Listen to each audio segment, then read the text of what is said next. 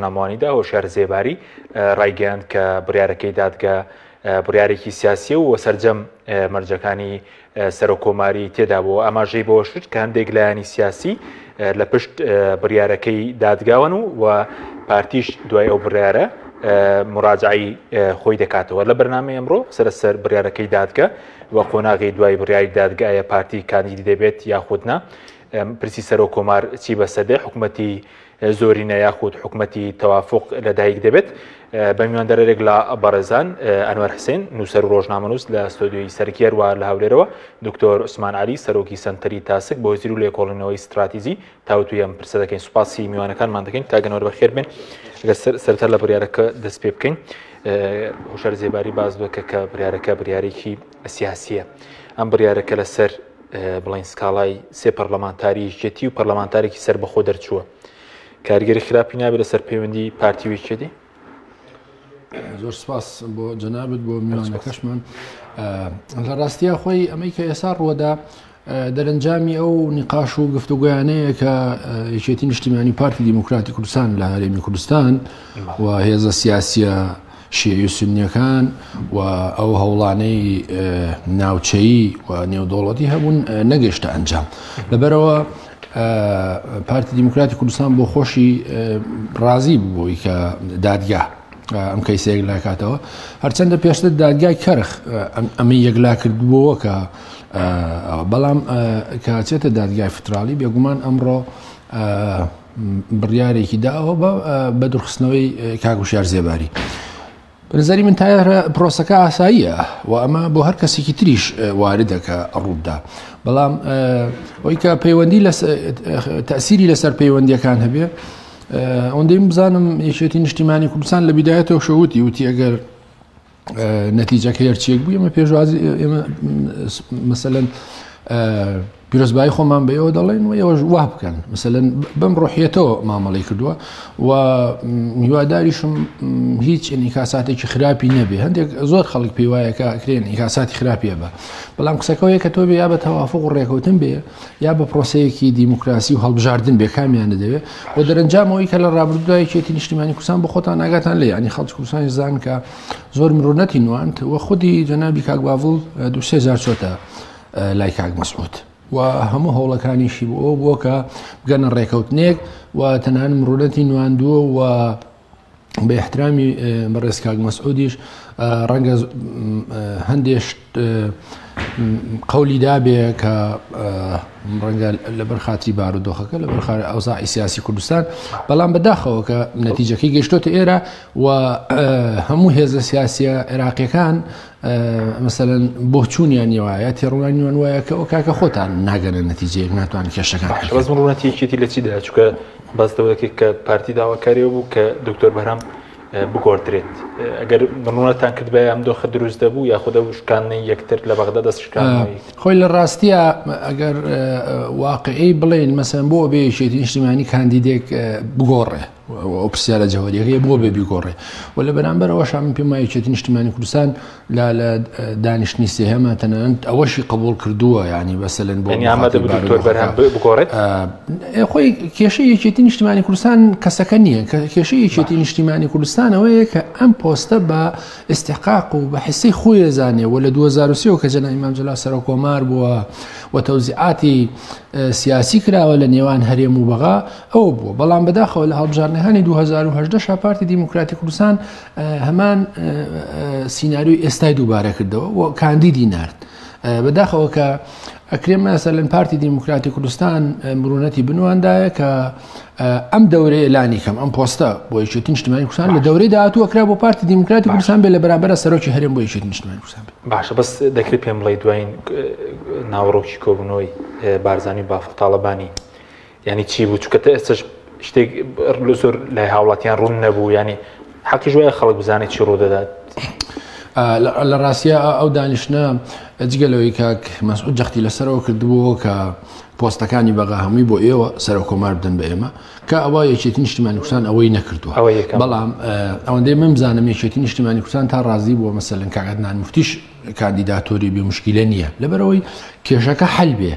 بەڵام دوای دیارە نەگەشتونە نەتیجە و یەکێتی نیشتیمانی کوردستان کاربەرهەمی بهێشتۆتەوە تا ئێستا کاربەرهەمی هێشتۆتەوە و مەسەرەن لەمەش زیاتر مڕونە نواندن کاک هەشیمیانی ڕەنگە کادرانی یەکێتی نیشتیمانی کوردستانیش مەسەلەن گلیان هەبێ ڕەخنە بگرن و قبوڵی نەکەن بەڵام قسەکەوەیە کە بوو ئەم مڕونەتە کاک مەسعود بیکە و پارتی دیموکراتی کوردستان بیکە و ئەوەی کە لە ڕابردوو هەیە دووبارە نەبێتەوە چکە تۆ دیقەت بە یەکێتی نیشتیمانی کوردستان یەک وەزارەتی هەبووە لە کابینەی پێشوو بەڵێ ئەم کابینی کە ئێستا مەسەلەن تەبیعی بووە بەلایەوە هەموو پۆستەکانی تر بۆ پارتی دیموکراتی کوردستان بووە بەڵام بەداخەوە گرفتەکەیەکیان لە پێکەنانی لیستی ئەو لیستەیەکە یا باڵم ئەو هاوپەیمانیت یا نافەرمیەکە لە نێوان پارتی دیموکراتی کوردستان و سەدر و سونەکان پێکات و یەکێتی نیشتیمانی کوردستان ئاگاداری ئەمە نەبوو وەجە لە سەی دووەمی ژەوەیە کە هەوڵدرا دانیشتنی یەکەمی سەرۆکایەتی پەرلەمان تێپەڕێنرێ و لەم خولەی یەکەمە ئەم هاوپەیمانیەتە بتوانی یاریەکە بێتەوە بەڵام لە خولی دووەمە لە ئێستاە کە سەر کۆمارە پێم وانە بتوانن ئەمە بکەن و پێم وایە ئەو هاوپەیمانەتی نێوان ئەم سێلایەنەش بە جۆرە لە جۆرەکان ئینشقاقی تێکەوتووە بە جۆرە لە جۆرەکان یەکگرتو نەماوە بە تایبەتی ئەو هەوڵانەی کە هەیە هەوڵەکانی کۆماری ئیسلامی ایران چ وڵاتانی کەندای فارس بۆی کە بە ئاراستەیەکا بڕوا لە چوارچەوەی بەرژەوەندەکانی ئەوان بێ و بەرژەوەندی بۆ خاڵێکی گرنگی ئەوەیە کە ئەم ڕووداوە سیاسیانی کە لە عێراق ڕۆدا زانی ئیشتیباکە کاک حەکیم لە چیەوە دروست بوو بە نەزەری من خودی ئەو ڕێکەوتنەی کە هەیە بام قسەی تاوکەم خودی ئەو ڕێکەوتنە ئەو ڕێکەوتنە و پرۆسی هەڵبژاردن زانی ئیشتیباکەی لە چیەوە بوو ئیشتیباکەی لەوە بوو کە وڵاتانی کەندای فارسمە بەسم ئیمارات و عەرەبستانی سعودی و تورکیاش و پێیان وابوو مادام کۆمار یعنی نفوذ و دۆستەکانی کۆماری ئیسلامی ئێران لە ئێران پاشەکشیان کردو لەو هەڵبژاردنە کە هەڵبژاردنە دیارە مەسەلەن بۆیە پیان وا بۆ توانن کۆی پرۆسەکە بە ئاڕاستەیەکا بەرن کە ئێران پاشەکشە بکە ئێرانی لێ دەراوێژن بەڵام نەتیجەکەی وانە نەتیجەکەی بۆ ئەوە ئیشتیباکە لەوەیە کە پێم وایە تەسیری وڵاتانی منتەقەکە لە عێراق گرنگە کە حساباتی لەسەر بکرێت سپاس دەکەم کاک دکتۆر جەنابیشت بەخێر بێ دەمێ بۆ چوونی بەڕش بزانم لەسەر بڕیارەکەی دادگای فیدراڵی ئەمڕۆ شازێباری باسی لەوە کردبوو کە سیاسی و غەدری لێکراوە و مراجعش پارتیش مراجعەوە دەکات سەرنجی بەڕێزت چی بوو لەسەر بڕیارەکە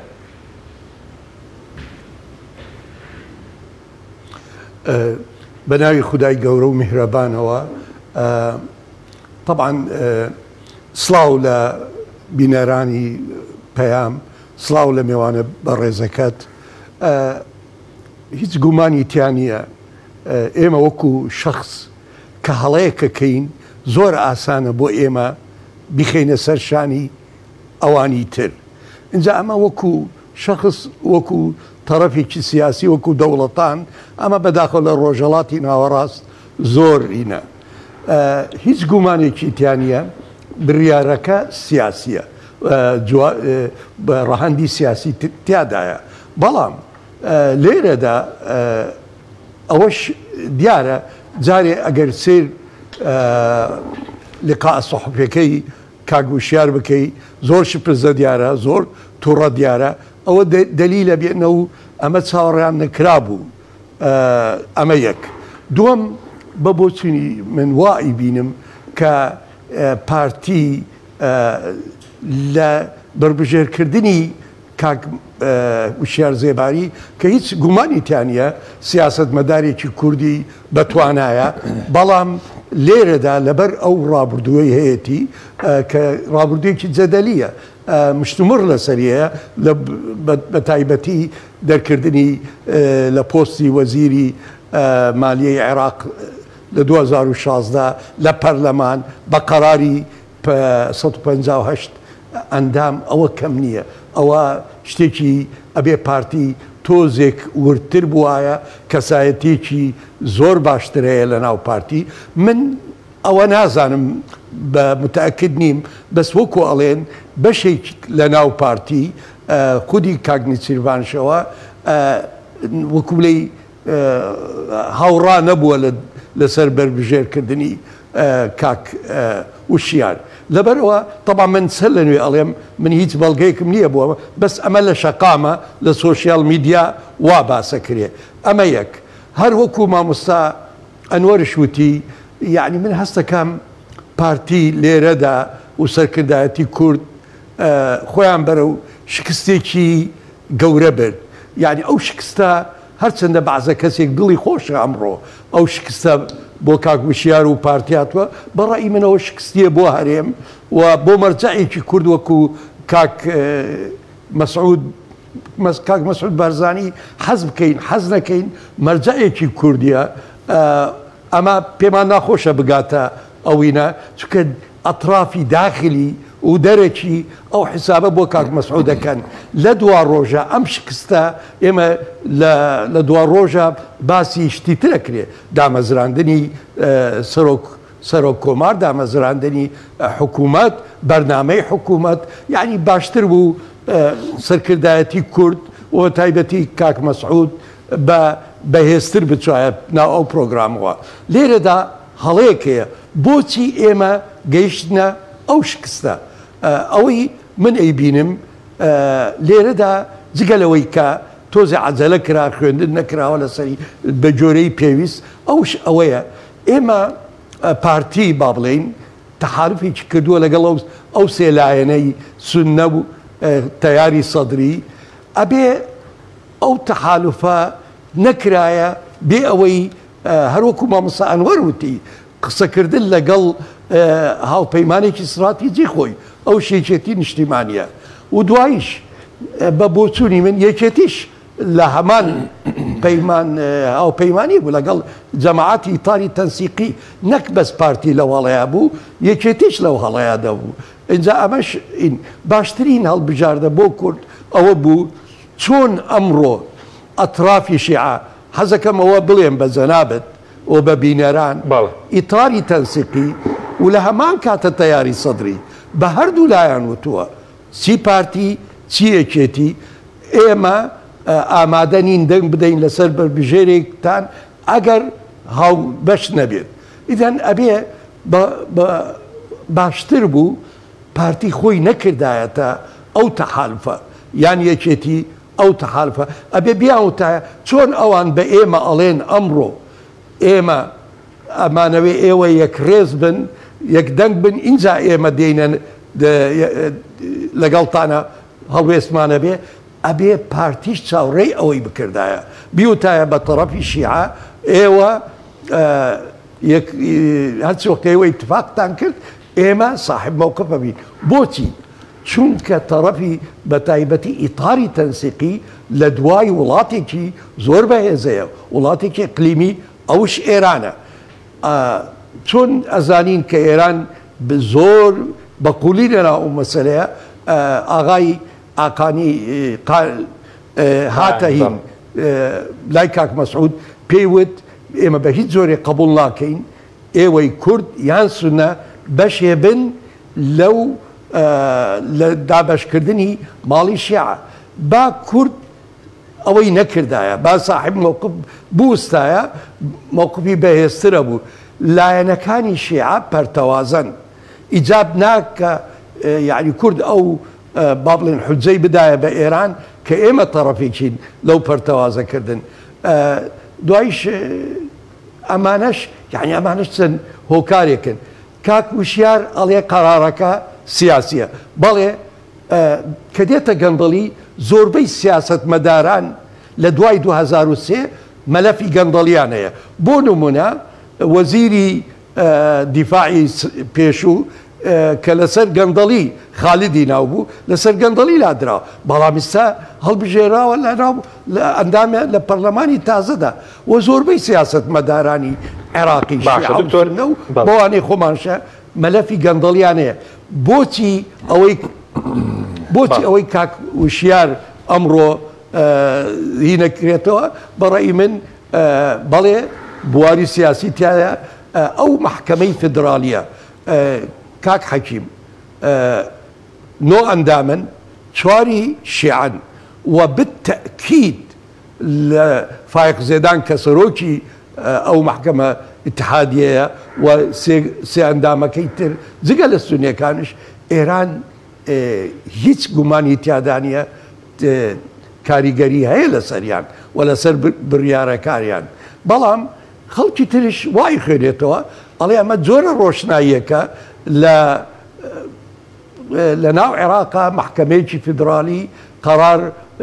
بڕیار سیاسی وەرەگرێ تا ڕادێک بێلایەنە من لەگەڵ ئەو بۆچوونە دانیم زۆربەی بڕیارەکانی محکەمەی بەرزی فیدرالی عێراقی بەڕاستی سیاسیە و بەڵام ناڵێ مەموشی هەڵەیە ئەڵێم بواری سیاسیشی سپاس دەکەم دکتۆر بەڵێ دەگەڕێم وڵات دواتر پرسیار لێ یەکەم دکتۆر کاگەنوەرە سەبارەت بۆی کە لەسەر لەگەڵ پێوەست بە یەکێتی و پارتی لە هەرێمچیان بەسەر لێ دوایە و بڕیارە هەرو کوتم لەسەر سکاڵای سێ پەرلەمانتاری یەکێتی ئەوە کراوە ئەو بڵین محکەمەی فیدراڵیان بڕیارێداوە لە بەغداش لەمە دوات مەجای ینی کاندێکی هاوبەش هەیە لە ڕاستیە پێم وایە 2010 ئەم تەجربەیەمان دووبارە کردوتەوە پێشتریش کێشە و ناکۆکی زۆر بۆ لە بینی یەکێتی نیشتیمانی و پارتی دیموکراتی کوردستان و منطقیشەوەیە کە ئەم دۆخا بێت تێپەڕێندەوە یەکێتی پارتی ناکرێت لەسەر هەر کێشەیەکە هەیە هەموو کۆی پرۆسە سیاسیەکە لە هەرێمی کوردستان تێک بن یان بکەوێتە پشێویەوە ئەگەر وایە مەسەلەن نابێت کەس بەشداری لەم پرۆسە سیاسیە بکە بەڵام قسەکەوەیە کە پارتی دیموکراتی کوردستان تەوقعەکەم یانی هیوادارم بە ڕۆحێکی ڕاضی وەریگریانی ئەگەر وەری دەگرن پێگەر وڵا لە ڕاستیە ئێمە شایدیەوەی مەسەلە قسەکانی بەڕێز نسیڤان بارزانی لە ماوەی ئەم چەند هەفتوویە قسەی منتقی بوون و قسەکانی مەسەلەنەوەی کە هەوڵی زۆری داوە کە ئەم کاندیدەی یەکێتی نیشتیمانی کوردستان هەبێ و کۆتایی بێ و تەنانەت دەوەی دکتۆر ژووتی پێم وایە مخالفی کاندیدکردنی کاکوشار زێباریش بووە و مەسەن کاکفازم میرانی لە چەند ڕۆژی ڕابردوو یەکەم وتی ئێمە ئەبێ ئەم تونێڵە ببڕین کۆتایی پێبین بە کێشەکانمان بۆ ئوتاوتی ئەگەر کاندیدێکی تریش هەبێ هەردوو هاوبەشمان ئێمە مشکلەمان نییە یعنی ئەوانە بە نەزەری من هەموو قسەی باشن و مثلەن کاتێکە لە پرۆسەیەکی سیاسیە بەخواستی تۆ نییە ناکرێت خۆی پرۆسەکە تێک بێ ئەگەر وابێ مەسەلەن یانی تۆ هەر لەگەڵ برنەوەی ینی هەر ئەکسەریەت بی نا بە نەزەری من ئەوە منطق نییەوە سیاسەتێکی باش نییە بۆیە قسەکەوەیە کە هیوادارم ئەو کێشانە لەگەڵ کۆتایی پێهات لەگەڵ هەڵبژارنی سەرە کۆمار ئەو کێشانە کۆتایی پێبێ ینی کێشەکان سفر بێتەوە و پرۆسی سیاسی سەر لە نوێ دەست پێ بکەوە تەبێ ئیشەکە بەشێکی زۆری پۆستەکانی تر لە بەغا بەر پارتی دیموکراتی کوردستانەکەوێ و ڕەنگە بە دوای ئەم کێشانەش کە ڕووەدا ڕەنگە سەرە کۆماریش بتوانێت باشتر مامەڵە لەگەڵ پارتی دیموکراتی کوردستان بکە و یەکێتی نیشتیمانی کوردستانیش ڕەنگە مڕاعاتی زۆرتری پارتی دیموکراتی کوردستان کە ئەگەر لە من نیگەرانێکی هەیە و کوردیشم مەسەلەن یەکێتی نیشتیمانی کوردستان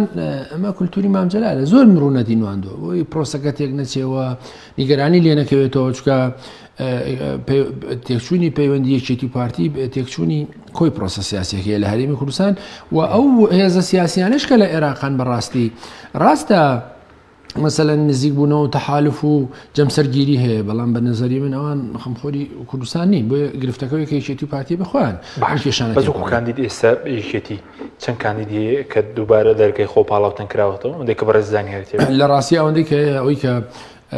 کۆمیتە سەرکردایەتی یەکێتی لە دووسێ کۆبوونەوەی ڕابردوو هەموو ئەو کۆبوونانە تەیدی کاک بەرهەم ساڵحی کردو وەکو کاندیدی خۆی و بەڕسمی ڕای نەگەیاندوە لەتیفی شێوە بەڕسمی وەکو لە ڕاگەیانەکانی یەکێتی ڕاگەیان ڕسمیەکانی کۆبوونەوەکان بەڵام ئەر وتار و شتەکانیشی بڵاو دەکەنەوە لە ڕاگەیانی یەکێتیە دکتۆر لەتیفیش مەسەن کادری یەکێتیە بەڵام مەسا ئەوەی کە تۆ پرسیارم لە یەکەی چەند کەس ئەوەندەی کە من بزانم مەسەلەن بەڵام لە حاڵدا پێم وایە تا ئێستا بەڕسمی ینی یەکێتی نیشتیمانی کوردستان کاندەکەی کاک بەرهەمەوە لە حاڵێک ئەگەر ئاڵگۆڕ دوای ناگۆڕدرێت چونکە دوای قۆناغی دوای و شەر زێباری قۆناغێکی جیاواز نییە لە ڕاستیە ئەوە وەکوتم پێشتر ینی ئەو احتیمالە هەبوو بە تایبەتی کە بڕیار بوو پارتی دیموکراتی کوردستان کاندەکەی خۆی بکشێنێتەوە پێشەوەی کە دادگایەک لای بکاتەوە کە پارتی دیموکراتی کوردستان کاندیدەکەی نەکشاندەوە یەکێتی نیشتیمانی کوردستانیش ڕەنگە لەسەر مەبداکی خۆی سوور بێ و بەڵا حاڵ تەبیعیش ئەگەر کاک دکتۆریش مەسەلەن لە داهاتووە هەر ئاڵگۆڕێک بەسەر یەکێتیا بێ بەسەر بۆچوون یەکێتیا بێ بۆ کاندیداتەکەی کە ئەم کاندیدا بێ بۆ یەکێتی نیشتیمانی کوردستان زانێ ئوستاز بۆ یەکێتی نیشتیمانی کوردستان لێ یەکەم مەرحلە شاوتی وتی ئێمە کەسەکە گرنگ نییە بۆ ئێمە مەسەلەن ئەم بێ ئەو نەبێت چکە ئێمە کاندید یەکمانەوێ پەیوەندی بە ئیرادە و بە سەیەکێتی نیشتیمانی کوردستانەوە هەیە وە قسەکەەوە نەبوو بەڕاستی بەڵام کە تووشی ئەم سرا و ملوانیانە بوو یەکێتی نیشتیمانی کوردستان بەردەوام تێیدی کاک بەرهەمی کرد و کاک بەرهەمیش گرفتێکی نییە بەڕاستی یعنی تۆ گەر دیقەت بێ کاک بەرهەم مەسەلەن سەر کۆمارێک بۆ بەشێکی زۆر لە شیعسونەکانیش لێ ڕازی بوون و ئەو خلافانەیەکە هەیە هەندێک خلافێ نابێ بکرێ بە خلافی سیاسی ئەو دوو ڕەهەندە گەورەی تەرجەمە بکرێکە بگاتە ئاستی ئەوەی کە ئەم لابە ئەو لابە وەک مەسەل ئەمەگەر بۆ پارتی دموکراتی کوردستان وتومە ئەو پارتی دموکراتی کوردستان حەقا ئەم بەیەکێتی بڵێ ئەم کاندیدە لابە خۆی یەکێتی نیشتیمانی کوردستان مخالیفی جێگیری سەرۆکی پەرلەمانی پارتی بوو باش پارتی دموکراتی کوردستان بابی گۆڕیایە ئەگەر وا بوو خۆی یەکێتی ڕێیدا و کاتە ڕێ وتی ڕێی شەخاوەن عەبدوڵڵا نەبوو ڕێی نەبوو نەخێر ئەنی و بێتە جێگیری سەرۆکی پەرلەمان تەییدی نەکرد و لەگەڵی نەبوو بە هەندێک دلیل بەڵام مەسەن بۆ پارتی دموکراتی کوردستان گوێی لە یەکێتی نیشتیمانی کوردستان نەگرێت ئەخ مەسەلەن ئەمانە ئەگەر بە دانیشتن و دیالۆگ و گوێگرتن و هەماهەنگی نەبێ بەردەوام ئەم کێشانەی لێ یەکەوێتەوە بۆیە هەندێک جاریش قسەکەەوەیە کە پەیوەند ئەو بابەتانە پەیوەست دەکرێت بە کورسی و بە دەنگەوە بەڵام خۆی لە ڕاستیە کاک حەکیم ترتیب و تشکیلی عراقی لەسەر ئەساسی دەنگ ناڕوا بەڕێوە خۆ دەزانی خۆ مستەفا کازمی نە دەنگی هەیە نە کورسی هەیە نە فراکسیۆنی هەیە نە حیزبی هەیە سەرک وەزیرانە ئەم دەورێژ احتیمالی هەیە سەرک وەزیران بێ و زۆر جار لەو پرۆسی هەڵبژاردانەیە مەسەلەن ئەو هێزانی کە ئیتلافێکیان پێکەناوە هەندێکیان کەمینەش بوون بەڵام ڕێزوەرایان پێدراوە بە حکومەوەی کە ئیتلافێکیان پێکەناوە قسەکە لەسەر دەنگ نییە قسەکە لەسەر حسەیە ئەو حسەیە کە دابەش کراوە و بە نظری من هیوادارم مەسەلەن ئەم دۆخە تێپەڕێەوە چاوەڕێشتی خراپ دەکەی بەڕێزت بەداخۆ ئیوادارم شتی خراپ نەداوە نامەنتەقیە و عەقلانی نییە شتی خراپ لە بینی پارتی چاوەڕێی چی دەکەی من نازانم بەڕاستی پارتی چۆن بیرەکاتە بەڵام ئەوەندەی بزانم یەکێتی نیشتیمانی کوردستان پرۆسەکە بە حاڵەتێکی نۆرماڵ لەبەرەوەی خۆی بەبراوە دەزانین لەبەرەوەی پرۆسەکە بە حاڵەتێکی نۆرماڵ دەزانین ناوەڵا لەبەرەوەی مەسەلەن پێشتر وتی خۆ لە دەورەی 2010 خۆ یەکێتی نیشتیمانی کوردستان چکە چۆ منافەسە وەکتی با بە هەڵبژاردن بزانین هەر کەس بردیەوە ئەو بێ قسەکە لەسەر بە حەقی خۆی ئەزانێ یعنی پارتی کاردانەوەی هەبێت چی لەسەر بەرامبەر یەکێتی وەچی بەرامبەر عێراقیش وەکو پێش پێم وایە پارتی دیموکراتی کوردستان ڕەنگە سبێنێ بۆچوونی خۆی دەرببڕێ و بۆچوونەکانیش ڕەنگە لەسەرەوە احتیمالە نەبێت چەند احتیمالی بەیەکیانەوەیە کە بایکۆتی پرۆسی سیاسی لە عێراق یەکێ لە احتیمالەکان کە پێشتریش ئەم بۆچوونیان ڕاگەاندە بوو یانەوەی کە بە نۆرماڵ و ئاسایی وەریگرێ پۆستەکانی تری عێراق وەرگێ و پرۆسە سیاسیەکە بکەوێتە سەر سکەی خۆی سوپاس دەکەم کاک دکتۆر گرێم و لای بەڕێز سەبارەت بە کاندیدی پارتی کاندیدی دیکەی دەبێت پارتی و سەبارەت بۆش کە بەڕێز باسی بارزانانی کردو وەکو مەرجع بۆچی جگە لە پارتی جلانێکی دیکە بە مەرجعی نازانێت تۆکارەکەچێک کە بەڕێز وت مەرجعێکی کورد دوایش پێدوای کاندیدی هەیە پارتی چکاندێک زانیاری باز لەبوونی کاندید دەکەن سەر ئەوەی کە هۆشار جێباری وتی کاندید تریان ناوێت